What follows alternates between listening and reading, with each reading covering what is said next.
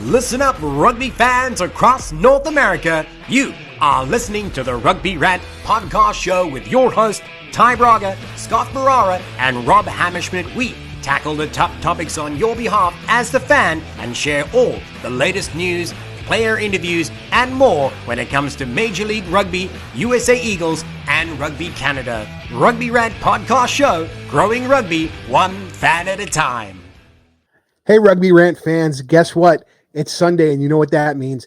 It means Rugby Rant time. Welcome to episode 41. I completely screwed this up last week. It's at episode 40. I'm going to blame that on Ty for making me the host because he knows that I suck at it. Anyway, it's the big guy, Scott Ferrara. It's Rob the Hammerschmidt from the Rugby Rant pod. Unfortunately, Ty couldn't be with us today, but just giving him a quick shout out.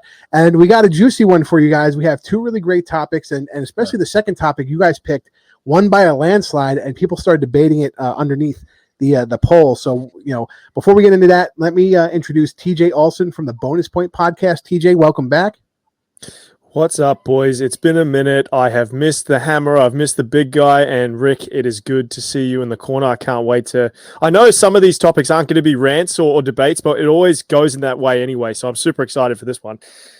Well, we're happy as shit to have you on. Yeah, absolutely. I mean, me and TJ talk bullshit all the time. It's a lot of East Coast, West Coast rivalry. It makes my day go so much faster when I'm working, and I love it. It's great. I'm glad TJ can totally get his work done when he's not talking to me.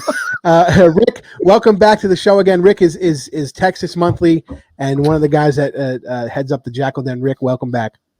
Yeah, thanks. I actually don't get to rant too much on the Texas Rugby Monthly and the new Jackal Den. I don't even host it, so this is my only opportunity to freaking rant during the week. So I'm going to get it out, especially that D1A topic. I'm hot for it. Oh no, you can't get hot. Scott's the only guy that can get hot. Okay. Well, that's fucking trademarked. Okay, now I got to get lawyers involved. Oh man, I better get my lawyers. Oh, yeah, man. Rob, I need your brother-in-law's or your brother's number. Yeah, out in Chicago. No problem. I get a side fee, by the way. Yeah, so actually, Rob, it was funny off camera. Rob was commenting on my hat for those who maybe can't see or can see it. It's a Rugby Manitoba hat. Where'd you get that? Yeah, it's with this. Yeah, it's cool. It has this bison on it, and you know what it is I check out the rugby shop all the time, and I look at like what initiatives they have, like this Rugby Manitoba stuff. I look at different club teams, and I like to buy their merch. Like Rob said, Rob's a merch whore. I'm kind of that way too. I just don't tell my wife because if she knew how much merch I bought, we'd probably get divorced. But you get great things like this, like the shirt Rob's wearing, and a ton of great gear. And you go to the MLR shop, the rugbyshop.com, and you know what else they do? They can completely customize your kit for your club team, and it's almost that time. Rick, show us that shirt real quick that you have. I just want to. You can get things like this. Goods. Yeah, that is you can get things like this at the rugby shop to customize for your club, and it's almost spring season. I mean, the snow is almost melted here in New York. I mean, when I mean almost, I mean we still have a solid 6 inches on the ground. But you know what? We had 12 inches last week. So there you go. So visit therugbyshop.com for all of your rugby needs. Again, customizable kit, pads, shorts, anything you need, cleats. And there goes my read for the rugby shop that Rick has now just blown. Thank you very much for that. Anyway, Rick was talking about ranting earlier, and TJ kind of alluded to it. Our first topic isn't really going to be a rant as much it's going to be a preview of the teams. So we kind of broke it down. It just so happened we can break it down almost geographically by location. So we're going to start off with Rick, and Rick is going to start with the Gilgronis, the Sabercats, and Utah. Rick, your 3 minutes starts now. So I know plenty about the Gilgronis and Sabercats from the mile away camera view I got of the matches that we filmed the other day, which we actually got a lot of credit on our site, but a lot of crap from the viewership. I had to personally talk to several people about how we were providing a service to them that they would not have otherwise had. Anyways, not to put the Texas Monthly Rugby show on the rant, but Austin and Houston coming back, both teams that struggled last year, have really struggled the entire 3 years of MLR. This is going to be the strongest showing for the Austin team by far. I see them as a potential top 4 team overall because of all the talent that they've brought in. Also, I like what they've done in terms of bringing in players who are American players who are going to be playing for the national team. So they're looking at not just names that are going to come over and play well, but also names that are going to come over and bring audience in. So Bryce Campbell, the CEO, Osterberg, who's from the area. Those are big names. Frank Halai is coming back. And then all the marketing that they've done. So they did an amazing job of really stepping up their marketing this year. So I expect them to do much better than I think, bottom of MLR in terms of attendance at games. So I expect a lot from the Gilgronis this year in terms of really the whole club, everything included. The SaberCats, I have a hard time. I really like what they do at set piece time. In the open field, I think there are going to be spots where they struggle. But they've got a lot of good young players. And then what they've done, which I really like, is the HTX program, which Grant A. Cole is one of the leaders of. I think, they're looking long-term. So this may not be a great year for them, but I wouldn't be surprised if they're top 4 or 5 in the West. Then Utah. So this is one I really struggle with because I love the way they play. It's very open style, very Pacific Island style, especially including the players that they have. And they're bringing in, another super dynamic back 3 player in Mikey Teo. But there's just something about it. I don't know if it's, coaching, and maybe the coaching's better this year, but they've just not been able to put it together. They win some amazing matches where you're like, wow, if they could play like that for 60 minutes a game, every game, they'd win most of their matches, but they just can't seem to put it together. So I think it'll be an up and down season for them. I would think, they're going to be in the bottom part of the West, but I wouldn't be totally surprised if they come out and they beat Seattle or they beat the Giltinis, and we're like, they put MLR, on the lookout. Yeah, no, I definitely agree with you. Zion Bank Stadium is actually a hard place to play. You see a lot of teams go up there, and I have no idea about the geographical location. Other than that, it's a gorgeous view. So I wonder if altitude might play a factor. I'm not sure. So you Warriors fans, let me know if that's correct. I have to give a shout out to Lerone White and Brendan Rams, because we talk anytime we talk about the Gilgronis, I got to shout out my boys. The hype machine that's Brendan Rams is unreal. I do think you're right. I think they brought in a lot of pieces. I think they understand that even though last year and the year before were disappointments, I think their front office turnover is what has changed for them. And now they're kind of more consistent. So that consistency is going to help them out. And I think you're right about the SaberCats. The SaberCats have a big question mark. Can they win a few games? Yes, but I haven't seen a lot of those pieces there myself.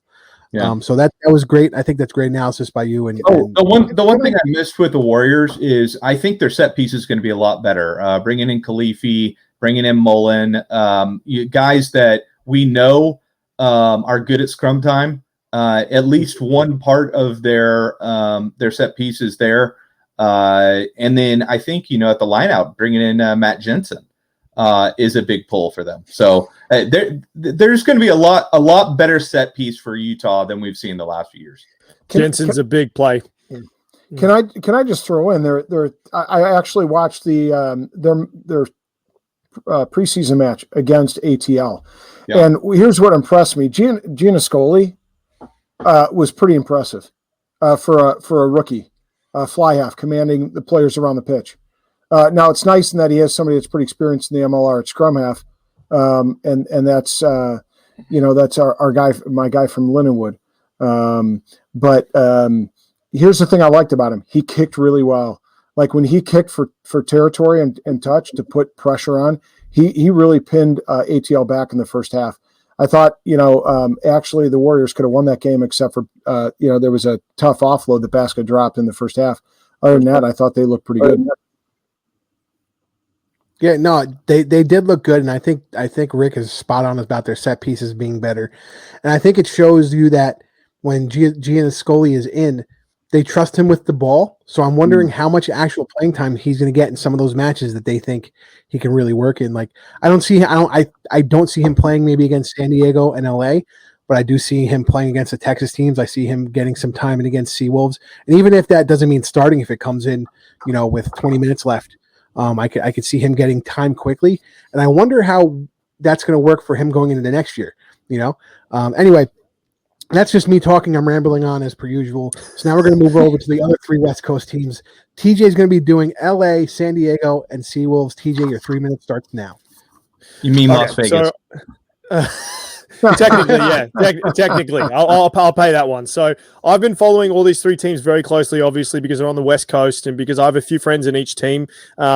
And when I look at these 3 teams, I get really excited for the MLR as a whole because the talent and the coaching just continues to get better and better every season. But when you flip at it, I'm looking at it as title contenders from what I've seen during preseason and what I'm seeing on paper. So one team is a major championship contender. One team can make a run for playoffs, and one team might not even crack the top 4 this season. And in order, that's LA, San Diego, and Seattle. And that really surprises me because Seattle has been like basically the catalyst or like the top tier team for in the top 4 for the last since MLR started. So that really surprises me. But I can hear a lot of Seawolves fans in the back sitting there going, okay, we're coming to LA and we've now got a new enemy. So I want to kill you. But it's not the case. I assure Seawolves fans, I'm a big fan of the Seawolves. I love what Shalom and the team have done for the MLR over the years. I believe they'll be very competitive over the next few years, but they retained a lot of great talent. Drafted well. Aaron Matthews, for example, he's a player that I've coached against multiple times when he played for St. Mary's, and he's very talented. But when you look at the squads on paper, can just stack them up next to each other, they don't really level up with some other teams, I believe.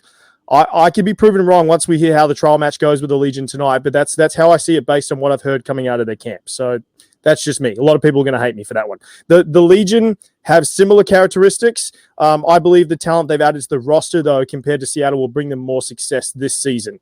They've retained some solid guys like Nate Sylvia in the front row. Plus, they've signed guys like Rob Shaw, Cecil Africa. But the thing that really puts them over the edge for me is getting Eddie Jones as a coaching consultant. That's something that I saw. I was like, okay, that can give him a bit of an edge. I still want to see Cecil Africa and how he plays in 15s because he could be a difference maker. But on paper, there'll be a team that you'll see at least in a semi-final, I believe, if their squad avoids injuries. Lastly, you got the team in my backyard. It's the LA Guiltinis. I've been really close with them since their inception. A few people think I'm playing favorites, so they think that it's a lot of flash and not a lot of substance. But I was there over the weekend when they played their trial match. The MLR and the fans should be excited about this team joining the competition. I said this on my podcast, The Bonus Point. You look at their organization from top to bottom, and they're the gold standard of rugby. And no, that isn't a Wallabies pun because they have a lot of ex-Wallabies in there. Adam Fryer, Darren Coleman, Stephen Hoyles, and you've got guys like Irene IE and Kevin Battle, all incredible at what they do. They know how to win. And I haven't even gotten to the players yet. You've got young talent like Murphy Sanoa from Belmont Shore. He contributes a lot in the scrums in this season if he's able to get back to his peak fitness. And you've got an experienced team full of guys who have been able to help develop a young and squad that's really hungry, like the guys like Smith Twins, Charlie Abel, Billy Meeks, Adam Ashley Cooper, and Matt Giddo has finally been announced. The list goes on and on. If half of those guys are able to play and stay healthy, I think the MLR should definitely see these guys as championship contenders.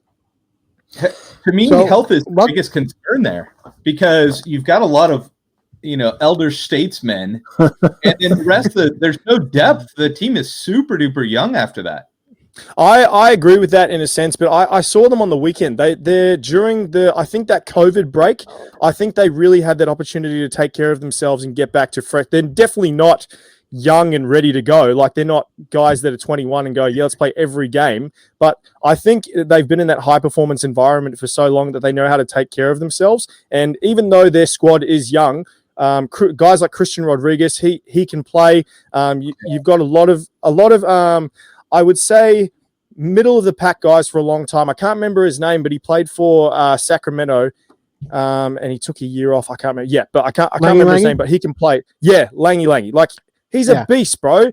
Every time I watch him play, I get nervous because I think he's physically just going to hurt someone every time he blasts through a tackle. But Rick, I do agree with you. Their squad is quite top heavy with older talent, but I think that experience is really going to trickle down into the guys. And I think Billy Meeks is young enough that he can make a solid contribution. TJ, I have two questions for you, and in particular about San Diego. Number one, what do you think the impact of Alex Corbisiero is going to be? He's obviously the scrum coach. I think that was a pretty important addition. And the other question I have is, they're training and they're actually going to be based out of Vegas. Towards the end of the season, how do you think that's going to impact the mentality of the guys? The grind of 18 weeks to hang in there and be away from their families a lot of the time. Talk a little bit about that, if you would. Alex, I've known of him. I don't know too much specifically about him personally. I've followed a few of his coaching styles, and I've heard a few of his methods when it comes to scrums. He is a scrumming genius when it comes to that kind of stuff, especially for American rugby. I think he's going to contribute a lot. I've talked to a couple of the players. They think that his addition to the team is definitely going to make an impact. In regards to the Vegas point of view, I've spoken to a couple of players. It's not something that they're going to turn around and say, yeah, I enjoy staying away from my family, or it's something where, I'm so excited to be in a Vegas that is so boring right now because everything is closed. But you saw it with a lot of teams in the bubble when they're put in the NBA, like a bubble that they got put in there. When teams get put in adversity and they have this small window where they can sit there and go, okay, I've only got one thing on my mind right now, and it's rugby, because this is my only option. I'm stuck in isolation. I have to train. I have to bond with all my boys. That can go two ways. It can either go really badly because they're going to get super, super anxious or depressed, and all their focus is going to go out the window, or they're going to do what I believe the Giltini's boys did in Maui and bond really well together as a unit and come out swinging for those 18 weeks. So I can't 100% definitively say whether it's going to be one or the other. But from the squad that I see, I think if they can get a few solid wins under their belt, I reckon they'll have a good crack this season. I totally agree. And here's the thing: since we're not doing a regular rant, I'm not going to give you the yellow card. Not that I can't, but I'm not going to give it to you. You did pull what we call Rob Hammerschmidt and go over some time. But you know what? I would have given you bonus points for the questions you answered from Rick and Rob. Anyway, so I'm looking for the dagger. It's somewhere back here. Yeah, he's twisting it. He's twisting it. Usually we give Rob the cheese, but those were all great points. And I think what people have to realize too is with the Giltinis is, while they are top heavy, those young guys like Roddy, Christian Rodriguez, all those guys, they're going to learn a lot from those people. Yeah. And as far as Langy, I can go get it right now. I still have my Sacramento Express jersey. I need to have the Kyle Sumption and Harry Bennett sign it for me. Wait a minute. Yeah, Langy, he had such a hot season in pro rugby for Sacramento. Go get his. Is he getting his now? He refuses to be outdone. Let me guess. One of his kids needs to take over this thing. Yeah, all right.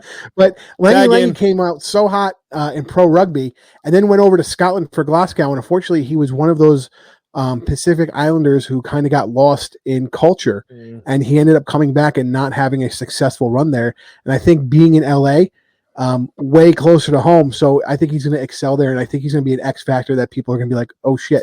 If you're new to rugby and you don't know who he is, you're going to hear his name. I guess Rick is I think Rick is going to get a jersey. I don't know if he quit the show. He's I have really no idea. He's out of here. Hey, so TJ, I want to know. Yeah. I want to know. I have one other question. One of the guys that and Scott will kill me. There you go. I told you it was Ohio. I told you it was that stupid state. It was that stupid state of Ohio. Shout out to Chris Shade. We miss you, buddy. Chris Shader. I hate that damn jersey. The reason I became a Sacramento Express fan. The reason I became a Sacramento Express fan is because, as you guys know, I ate everything from Ohio. But anyway, Rob, ask your question to T. So I was going to say, one of the guys that I really like a lot, and I just think he's just a class act through and through for such a young kid, is Patrick Madden. What have you heard, or what have you seen of him, and what do you think his prospects are going to be this season of getting a little tick with the Legion starting side?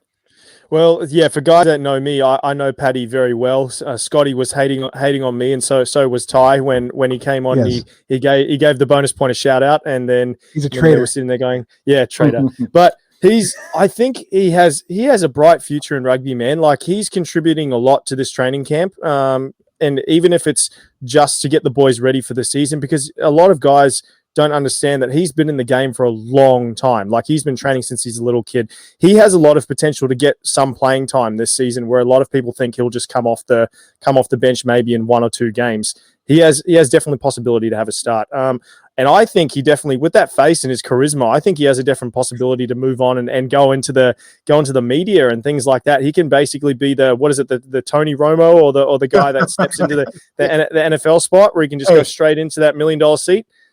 Let's see how he does in the MLR, and let's hope he plays well enough to get himself in the Eagles situation and have a great career, and then we can talk about his career in the media. We don't want to put the rest of us out of business. I'm putting it into the universe. But no, I definitely think I've been hearing from a few of the boys. He's been doing very well. He's adapting to the atmosphere and the high performance scenarios really well. I think he's got a bright future in the MLR, man. I'm really excited to see him. Good to hear. Absolutely, we got to hook him up with our best. How does he clarify himself? Our best plus size model MLR friend, Matt Working, up with the free jack. Matt Working is a plus size model for Target. That's what he does for a living. So we got to hook Matt up with him. So Rob's going to be doing Southeast. Rob's going to be doing NOLA, Atlanta, his favorite group there, and Old Glory. So Rob, your 3 minutes starts now. Okay, so I'm going to start first. I think of the 3 teams, the one that's going to finish at the bottom of the 3 is going to be OGDC. It's not that I have, that they don't have some good players. I just don't think that they have the depth of care, the depth that some of the other teams do here. I really like, probably my favorite player to watch last year, in spite of the shortened season, was Mungo Mason. I really like, he was all over the field, just an absolute freight train. Really liked what he did from the loose. They're adding Calvin Gibbons as a player coach. I think he's 34. I mean, what a legend as far as, getting somebody who played with the Hurricanes. I mean, he scored a try in a match in which they tied the British and Irish Lions back in 2017. So huge addition. It's a question of how much is he going to be playing and how much is going to be on the coaching element. Jamie Deaver obviously threatened Palomo, a great one. Apisai Nakatini. And Renato Roberts, Teanana, and I know that TJ will probably have a little something to say about him because he's a Mitre 10 guy and TJ is very familiar. So I'd be interested to hear TJ's thoughts on that one. And then ATL, much to the chagrin of my mates down there in NOLA, they'd probably prefer I just bypass ATL altogether and not say a damn thing. But I will. Really, they were 2-3 last year. I think they'll be a good team. They'll have some bright spots. They certainly had the best preseason of probably any MLR team. I mean, they played a couple of scrimmage matches in November. They've got a couple of scrimmage matches in. They had one last weekend, and then they had the match with Utah last weekend. It was 15-13. They were supposed to play Old Glory this weekend. We just found out as of the taping that got canceled. I mean, they literally, Roland Pratt was saying there were people packed up and ready to get on the bus, and they canceled that.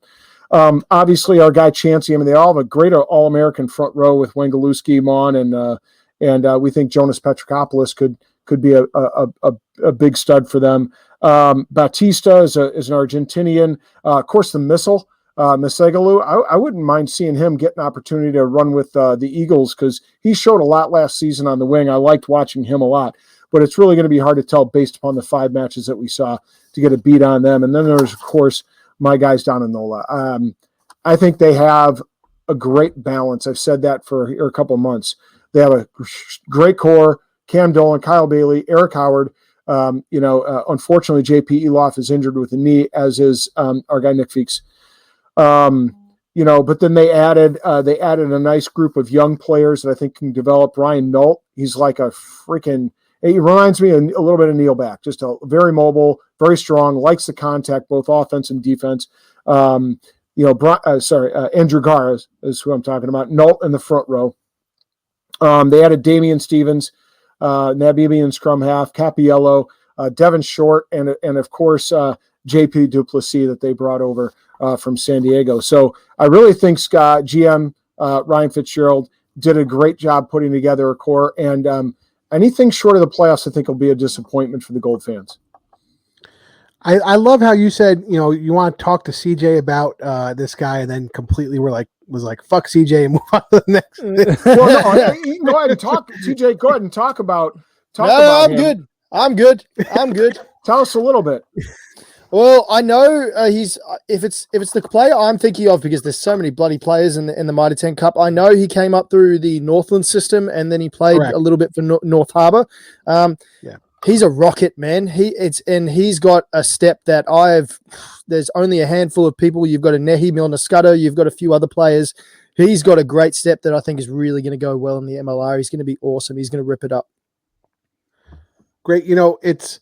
I know it was disheartening for Rob to talk so well about ATL, but he's right. I think Jonas Petrakopoulos is somebody you're going to hear. I believe he's going to get an Eagle selection. Probably not this year. He's a little young, but next year. And honestly, me and Rob were talking about it on a different podcast. We both felt that he might move on from the MLR. He's and play somewhere in the UK. He has roots in the UK, so or in Europe. So he got some tick down there in South Africa. I think he played for a year down with one of the which academy was it? The Sharks Academy? I think it was Sharks Academy. Yeah, I believe it was Sharks. We actually interviewed him in an RPK interview several months ago, so go check that out. But that's a name that I think, especially from ATL, that I believe he's going to be paired with our boy Chance up front, and you're going to hear his name a lot. That's so now going to be a dark horse. It is, and they're going to bust. I think they're going to. It's March Madness. It's almost March Madness time. They're going to bust some brackets, let's say. So now I'm going to do the last three teams. So we're going to start with Toronto, because technically, honestly, I should have given them the Rob. Rob should have had 4 teams, because if you don't know already, Toronto has moved down and their new home is in Atlanta. So they had some ring to it. Yeah, Atlanta Arrows it sounds pretty good. I don't really think they cool. look good in red and black. Yeah, I don't think they look good in red and black though. But they have a team where some Canadians kind of, I would say, defected down to some of the teams down here, like DTH, who we just interviewed, and we're talking about some of the Canadians on some of the other teams. But you also have Rob Brower's back up front, and they picked up a lot of South American guys. Gaston Cortez, prop for Argentina, he's a big, hefty dude. Their tight five is going to be serious, especially on the loose forward side, because you have Lucas Rumble coming back as the captain, and you have Thomas De La Vega coming there from Argentina, a bunch of guys from Uruguay. I mean, Toronto, the only thing I can say about Toronto is I'm scared that they're going to have fatigue from not being close to home. They just did this great thing where they had all the fans send 45-second videos to the members to kind of show them off, because they're making their trek down to Atlanta this week. But I feared that they have the same thing that San Diego might have, except because they're so far away, they're not a 5-hour drive to visit their family if they really needed to do that. So I could see maybe the last tail end of the season, if they have to continue to play in the ATL, it might be not so great for them. Let's see. Now I got to talk about the Free Jacks. So I have to pull a Rob here, talk about a team that I really hate.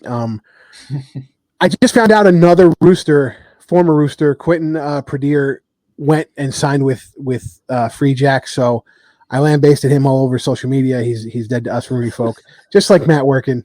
That's a joke, people. We have to such a hater. That's that's fine. Though. That's fine. Yeah, classic. That's perfect. Classic. Listen, we got one rule when you sign with the team, and I tell everybody the rule. So they knew that was the rule, and they broke the one rule. So they're dead. What's the rule? Don't leave? Just don't play for the Free Jacks and retire. Don't leave either. just don't play for the Free Jacks and retire. One of their big signings, Vili Latua from Seattle, and I completely just screwed up his name because TJ's making me laugh. Coming from Seattle to play hooker, he's definitely going to get the start there. Kyle Sakara, the mullet man himself, with going to be on the front row. I mean, they have a team that I think is going to shake up the East Coast. Dougie Fife on the wing, Ty Leader coming in and coming at the fly half. Now I wonder who's going to be the scrum half. Is it going to be Sean Yakubian, John Poland, or Ollie Engelhart? I mean, you have three great scrum halves right there, and I wonder if there's going to be a battle or if they have a guy yet. I haven't heard anything, unfortunately, and their scrimmages have been canceled, which sucks. But what are you going to do? I think they're going to come in. I think they're going to shake up the East Coast. They can steal some wins from some people. They had their first big win last year when they punched Rooney in the mouth. And I think that was more Rooney coming out flat, as we saw with their play, and coming out with two guys. Their two starting locks get injured. So I mean, I could see. Do they make the playoffs? The East Coast, the Eastern Conference is so iffy about people making playoffs. It's a little crazy. And then let me talk about Rooney. So obviously Rooney coming out, big signing with Andy Ellis. They have Chris Mattina back. They have Harry Bennett staying. They signed Nick Savetta. Here's the problem: if we have to do international test matches, I think I counted almost 8 guys who could be, 4 guys who would definitely be called for the Eagles. Another 3 that could be called for the Eagles come selection time. Young guys that are eligible, and Wilton Rabolo, who was probably going to be called up for Columbia if they have their test season. So I wonder at the end of the season, if Rooney's down 5 to 8 guys, how does that affect their squad? Especially since 4 of those guys are starters, and Nick Savetta, Nate Brakely, Dylan Fawcett, who's I'm assuming going to be the captain again this year, and Henko Hermesice. But I do think that Rooney has the firepower to do something in the Eastern Conference. I think they're going to make the playoffs, and that's my preview. They got to win early. Yeah. Yeah, I think they have to pick up the momentum, but I think they can win early. Oh, and I forgot to mention, Greg McWilliams had to step down as the Rooney coach for personal reasons. From what I'm hearing, Marty Veal is stepping right up, and I got to be honest, Marty Veal would be a head coach in any MLR team out there, so it's not as big of an issue, I think, as you would see. He was there last year with Greg. He knows what he's doing. He knows the game plan that they want, and so I see this as a seamless transition.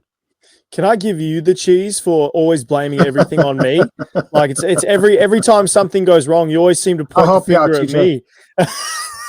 It's called being a funny talker, and that's who we blame in American rugby. Funny talkers want to come in and say all this stuff about, I'm from New Zealand and I played since I was in diapers, and I had no shoes on when I first started to play. It's funny because like no one believes that I was born in the US. No one believes I was born in New York because I have the accent because I was moved when I was 6. Everyone's like, "Nah, you don't have a passport. You're lying. You're lying. What are you talking about?" I know, but let's be honest. It's nurture in rugby. It's not necessarily nature. Sometimes it's nurture. If you make fun of people, you're in the community. If you can take it, you love them. You love them. Oh, my opinion in New England, Poland's got to start, doesn't he? Based on his performance at the beginning of last year, he's got to start, and then it's his to lose. If he plays poorly, then you've got 2 really good backups. But the way he played, I can't imagine he'd go anywhere else. And you've also got Seth Fagassi that's just come over from Brisbane. He's going to bring a lot to the scrums. Like he's a monster, man. He's going to be so good in that league. Yeah, no, I like I said, I think Free Jacks and Rooney are going to be one of those teams that if they can get hot and stay hot, they'll earn their spot in the playoffs. And it might come down to that last match of the season, like it did in 2019, where Rooney was playing, happened to be playing the NOLA Gold, and whoever was winning that match was going in. I don't think Rooney plays the Free Jacks in the last match of the season, but it could come down to points in the last match. Listen, man, we went really long. I've listened to you say that. Listen, Rob, we got a couple different podcasts, and let me tell you, I was in Northern Alabama and I had my bags packed, ready to go down to NOLA for the first playoff game. And you keep reminding me of the fact that never so much happened. for that. So much for that shit. But all right, so that was our preview, everybody. I hope you liked it. This is our first time we actually got to do I'm just picking up on something. As soon as Rob picks his seats on those flights, the game that he picks seats for, that game doesn't happen. Oh, you're going to blame this on me, aren't you, Rick? You're going to blame this on me for the Jackals pulling out of MLR. Wow, that's true. Wow, that's a bold claim right there. Oh man. He's not wrong. He's not wrong. not Let me wrong. rein this in a little bit. Let me rein this in a little bit. That was our first MLR preview. Listen, Rob, Rick, shut up. That was our first MLR preview of the 2021 season. We finally got to do it. Me and Rob and Ty have been talking about doing this for so long that we're actually going to get into a season. We're really excited. This was a great segment. This is why we have guys like TJ and Rick on, because they bring their knowledge. Their knowledge is ridiculous. But right now, you guys are going to listen to some sponsors, help us keep the lights on, and we'll see you in the next segment. Get prepared for St. Patrick's Day with Manscaped. If you're feeling a little lucky, you know you need Manscaped to help you out. Manscaped is the global leader in below-the-waist grooming and the official sponsor of the Rugby Rant. To ensure you have the best tools for your family jewels, visit manscaped.com and use the code Rugby Rant for 20% off and free international shipping for all of our international fans there, and domestic shipping within the U.S. You're in luck because Manscaped High Performance Package is the ultimate men's hygiene bundle. Included is the new Weed Whacker ear and nose hair trimmer, which has a waterproof, which is waterproof and uses a 9,000 RPM powered motor, 360-degree rotary dual blade system. Look, guys, 79% of our partners that were polled admit that long nose hair and long ear hair is a major turnoff, and that's how you don't get lucky on St. Patrick's Day, no matter how much love and affection you give to your man or woman out there. The bundle also includes the Lawnmower 3.0, the best ball trimmer on the market for your butt and your body. You can use it all over the place. You can use it in the shower. It's waterproof. It has a huge light on it. It's ridiculous. It's almost like a ring light, so you can make sure you get all the hairs down there that you need to get. It also features the cutting-edge ceramic blade to reduce grooming accidents. Thanks to the advanced skin-safe technology, you'll feel confident shaving your thunder down under.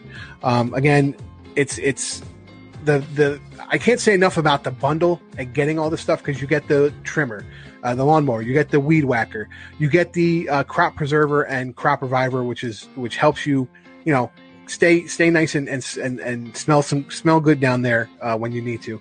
The performance package is the best value that Manscaped has to offer and is hot off the shelves. Again, get 20% off and free shipping when you use the code Rugby Rant. Help us keep the lights on, ladies and gentlemen. Also, with every purchase at manscaped.com, contribution is made toward the Testicular Cancer Society to bring awareness to testicular cancer, men's health, and early cancer detection. Again, go to manscaped.com and use the code Rugby Rant to get 20% off, free shipping internationally. Your balls will thank you. And welcome. Rugby Coffee was born out of two passions: providing ethically sourced coffee and promoting the growth and development of rugby. By combining these two passions, the folks at Rugby Coffee see an opportunity to bring people together. And together, we can make a difference. Rugby Coffee invests 10% of their profits into giving kids opportunities to play rugby and projects that help uplift their communities. These endeavors have been transformational in many kids' lives and uplifted and empowered all these communities that they have touched. They have launched a new brew for the UK and are currently creating a unique flavor profile for North America. Get your brew and support youth rugby. A simple vision can be transformational. Rugby as a sport can inspire communities, bring hope, and provide opportunity. Rugby Coffee seeks to do all those things with one endeavor. Yeah. And welcome back, Rugby Rant fans. It's the big guy Scott Ferrara with Rob the Hammer Hammerschmidt, TJ Olsen from the Bonus Point Podcast, and our buddy Rick Collins from Texas Rugby Monthly and the Jackal Den. And we're getting into the topic you guys picked.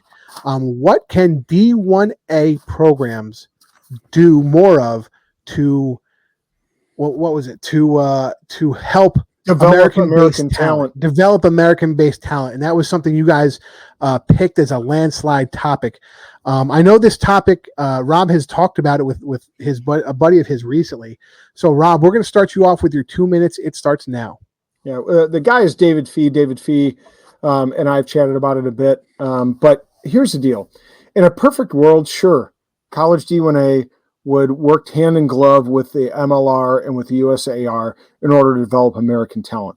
But that's in a perfect world, and we all know that this world ain't perfect, right? The bottom line is all those entities have different objectives. And the objective of a D1A coach, and we have to differentiate between, the high-level, D1A programs like Life, like Lindenwood, like, out there at St. Mary's, like Cal. There's a difference between them and somebody like an IU or Penn State that's also in D1A. At programs like what I'm talking about, LU, Life, etc., those coaches' objectives is to bring more money to the university because they're for-profit entities, right? So that's a completely different motivational factor. They don't get paid because they develop American talent. They get paid because they bring money to the university, which is trying to operate fiscally, right? And they also get brought in to bring notoriety to the university, again, to attract students, right? And that's why Josh Macy at LU was brought in. They hadn't yet achieved a sevens, national championship. They brought him in after JD had left with that intent, and he put together a string of 3 sevens national championships and was always very competitive in 15s. So it's very different. Now you get to, like IU, U of I, Penn State, et cetera. Again, a different perspective.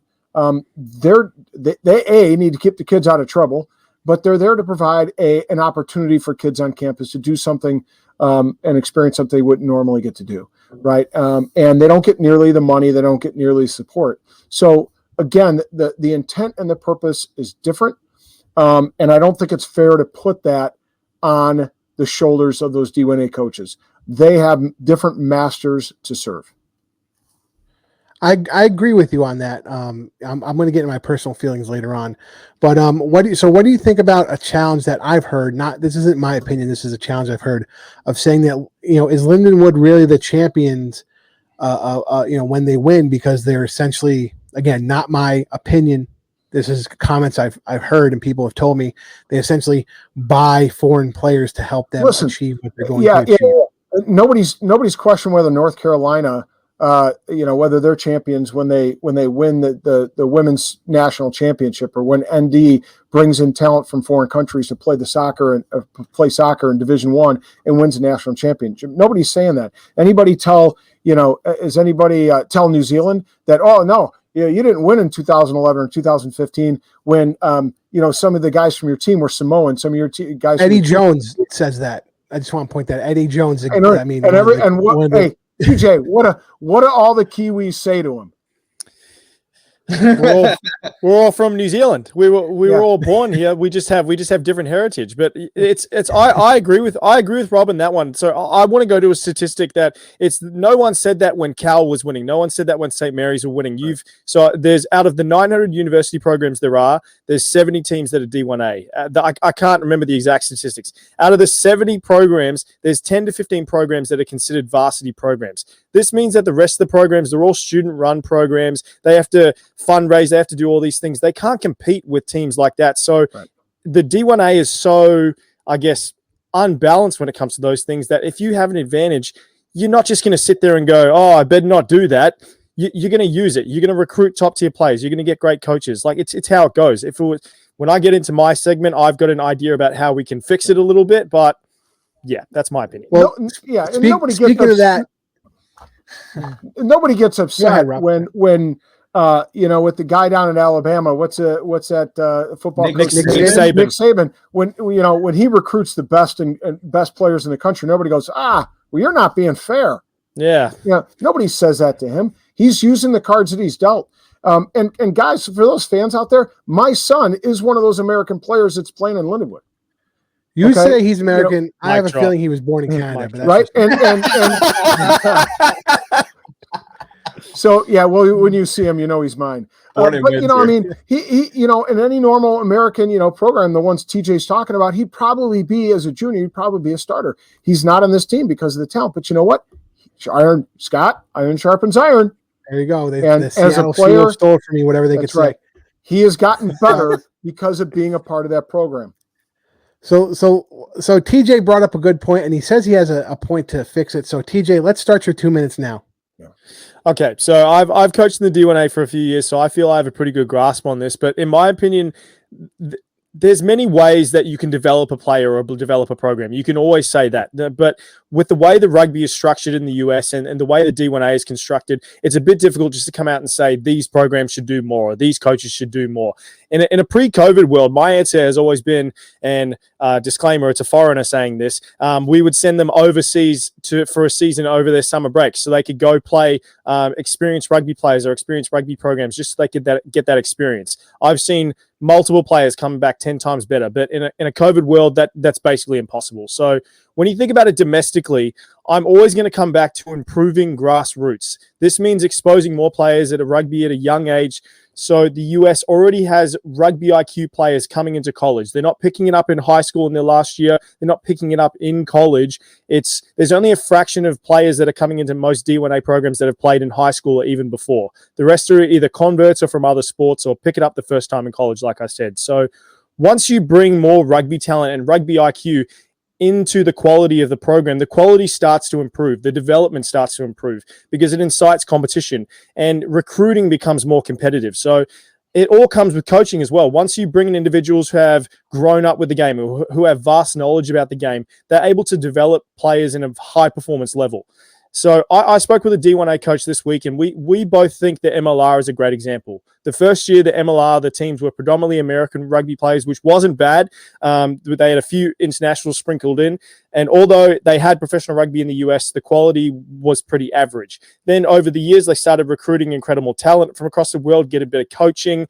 They now have mixed squads. And with better coaching and better people in operations, the standards start to rise and it raises the bar for everyone. He described it the best way as rising tide lifts all boats. So now that I'm not saying that D1A colleges should go out and recruit a bunch of internationals and just stack their team. Absolutely not.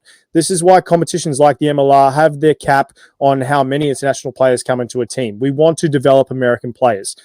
So what I'm saying is that once we start focusing on grassroots and we use things like the academies that the MLR are starting, we start improving our grassroots with USA Rugby initiatives, with camps, things like that, the standard starts to improve. Instead of coaches having to teach players from scratch, they can make minor tweaks and add to their arsenal. So I think rugby academies, that USA Rugby is a great start. High school programs adopting rugby as a sport now, that's great. But there's more we can do. So I think we should focus on the grassroots more and lay off the coaches and the universities.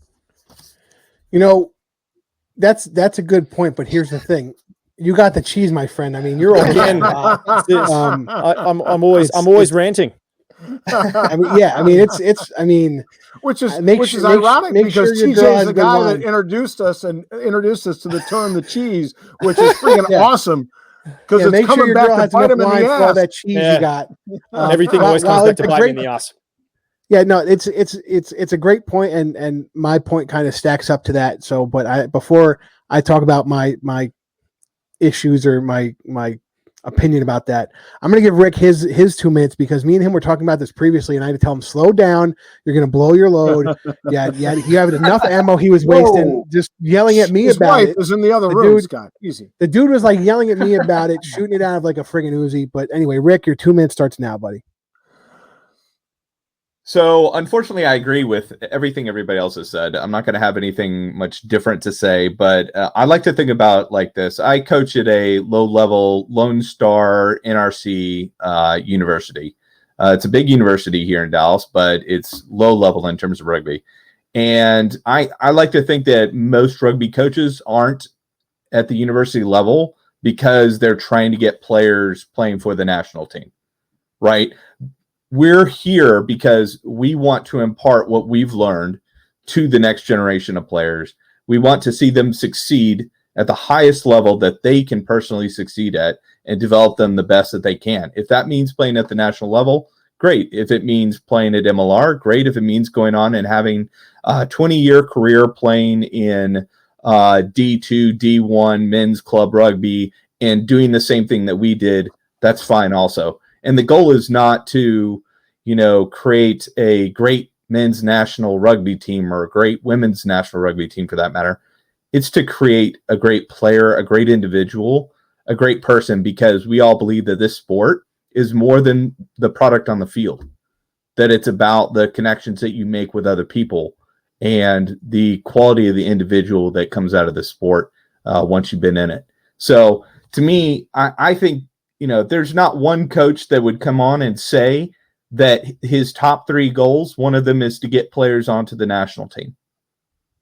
I'll bet you that one of their top 3 goals is not to win a national championship every year.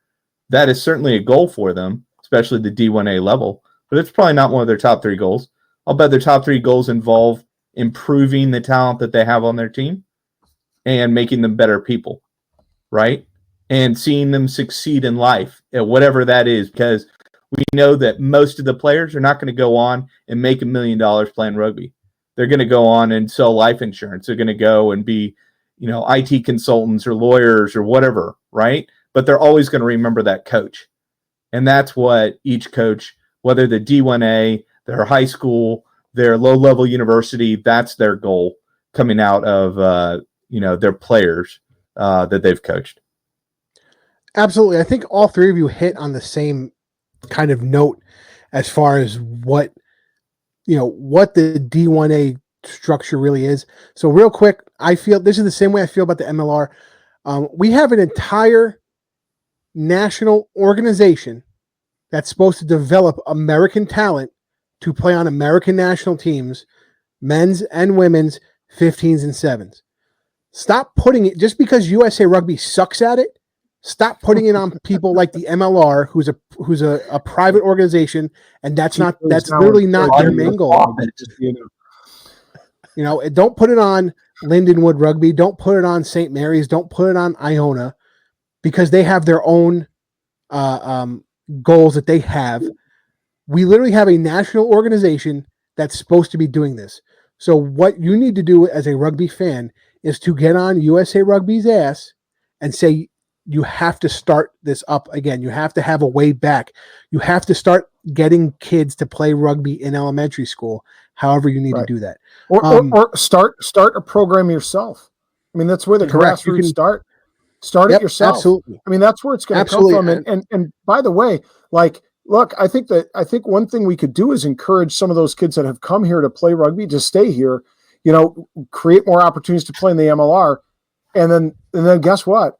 Like TJ, they'll establish their roots here, right? They'll have families. How many guys have we played with in men's clubs that were, played abroad, came here, started families, and then they had kids that, started playing rugby, right? Yeah. I know a handful of guys like that. Absolutely. And if you start up your own grassroots organization, I guarantee if you reach out to an MLR team, somebody will get back to you, and they might not be able to give you something financially, but maybe they can give you a player one time. So that way, when you have your meeting, you can say, we're having a professional rugby player in the United States here from our area. So, I mean, again, I think that goes to just the rugby culture in general. There's always going to be some guy who plays for a club, or there's going to be someone in the community that will lend a helping hand. I think when it comes to USA Rugby, I'm not hating on them completely. They do things like they hold coaching courses. They do things that are beneficial to the community. But when it comes to a lot of it, they make you jump through a lot of hoops. When it comes to the people who are actually on the ground running everything, they will put up a hand and go, I will help you with whatever you need. So I 100% agree with that. So that it's going to be tough to pick who won this rant, because we really only had one rant in this episode.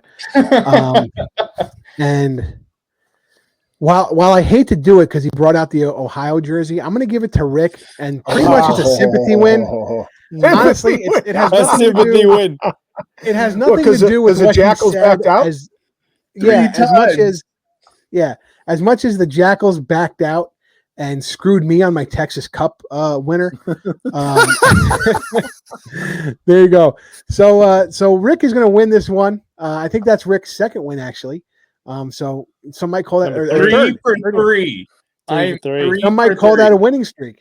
Some might call that a winning streak. Gotta stop feeling bad for him.